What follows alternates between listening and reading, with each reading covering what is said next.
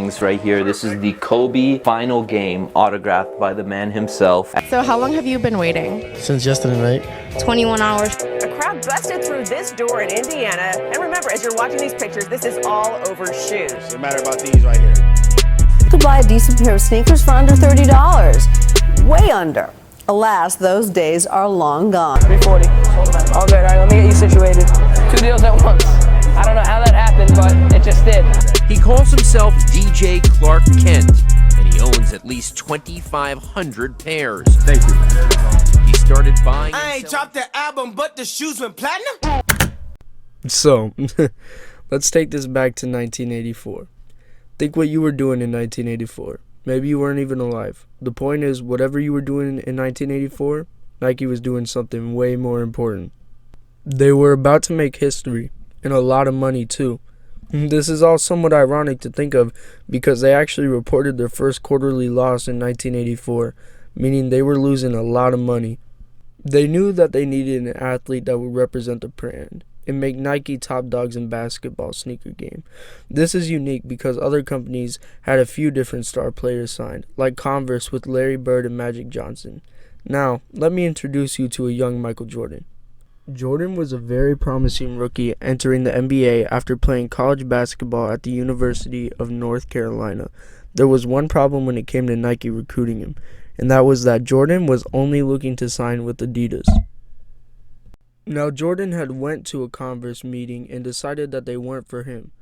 About a week later, Jordan was approached by Nike, and Jordan instantly declined. But fortunately, Jordan's agent was able to convince him that he should give Nike a shot. Nike's pitch was really well done and had Jordan stunned after they told him that they had designed the shoe around him. And the big part, that he would be getting an annual salary of $500,000 a year on a 5-year contract, plus stock options and benefits. Jordan was convinced, but wanted Adidas, and when he asked if Adidas would match the deal, they told him that he was too short and that people would be more inclined to buy a taller player's shoe. By the way, he's 6'6". Anyway, Nike signed Jordan and told him that he had to meet one of 3 requirements in his first 3 years in the NBA, or they would end the deal 2 years early. Those were to 1. Make Rookie of the Year, 2. Become an All-Star, or 3. Average 20 points per game. I'll get to those requirements later, but for now, it's time to talk about the Jordan 1. On September 15th, Nike created a revolutionary new basketball shoe. On October 18th, the NBA threw them out of the game. Fortunately, the NBA can't stop you from wearing them.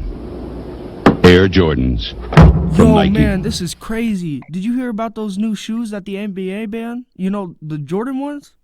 They're not actually the Jordan shoe. You know that, right? Huh? That's right.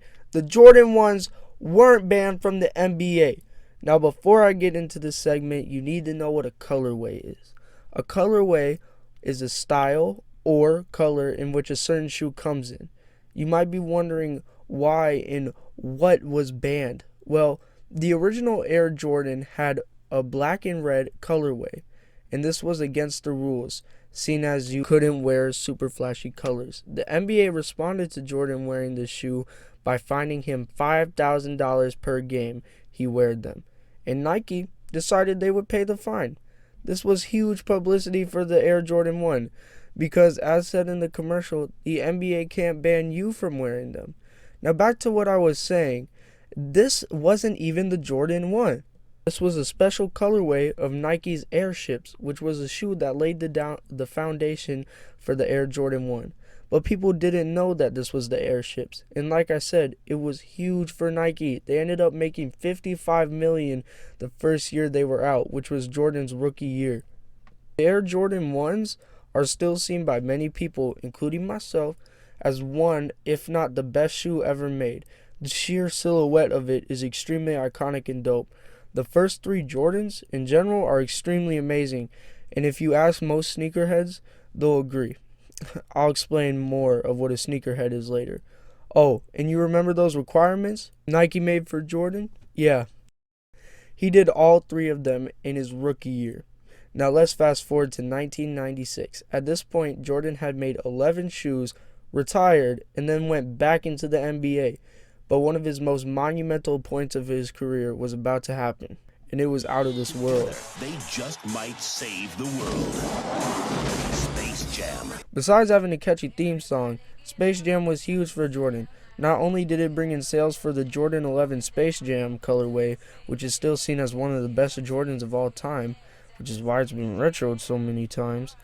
By the way, a retro shoe is a re-release sneaker from a while ago with the modern shoe technology and maybe some stylistic changes to fit the time. But back to what I was saying.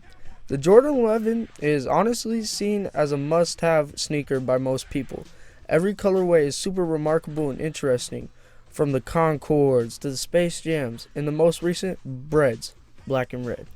But I'm not finished talking about Space Jam. Chances are if you're alive today, you've seen Space Jam. After all, it is the biggest basketball film of all time.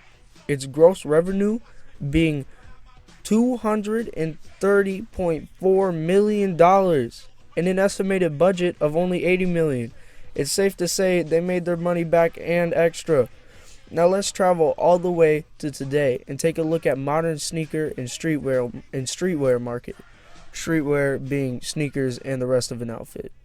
The brands, sneakerheads are a very important demographic. These are the Apple fanboys. Because who else is going to buy a pair of $8,000 Back to the Future sneakers? The shoes that John Luber, CEO of StockX, a company based on buying and trading sneakers and other streetwear from people all around the world, is talking about is a shoe known as the Nike Air Mag. Originally released in 2011 and again in 2016, it was a reference to the self-lacing shoe from Back to the Future 2. This shoe was sold in extremely limited amounts for retail.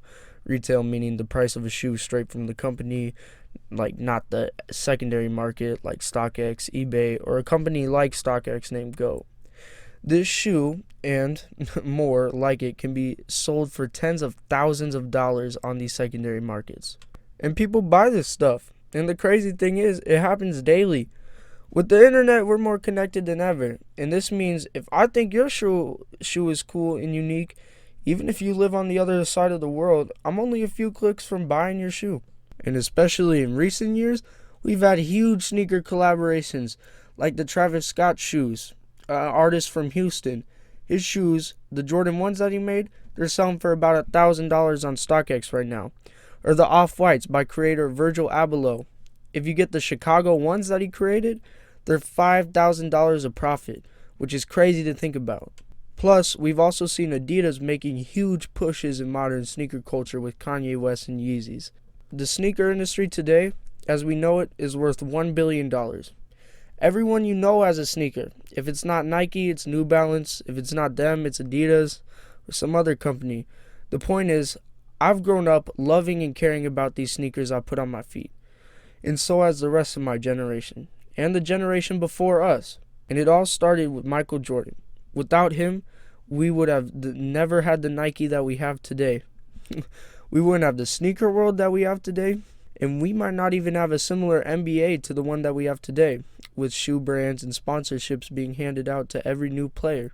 I want to end this video by saying something important and really emphasizing this point. The next time you go down a hallway, I want you to notice the sneakers. Recognize every little bit of work that went into that shoe. Realize the craftsmanship. See that those shoes have stories. Not just the ones made by the stars who made them, but also by the people wearing them. I mean, your shoes have a story. It's how you got here. Ever since you picked them up, everywhere that you've walked, that's the story. Embedded in the shoes. Michael Jordan was the greatest basketball player of all time. If we lived in a world without the sneaker empire that he created, that would be a world without greatness. I want to leave you with this interview that I found of him. Check this out. If you didn't go with Nike and Adidas got you, how would that change both you and how would that change Adidas and Nike? Well, it's hard to say that what if. If should never be in the dictionary because you never see the flip side of that. I think the thing that would have been consistent would have been that my play would have dictated, everything off the court.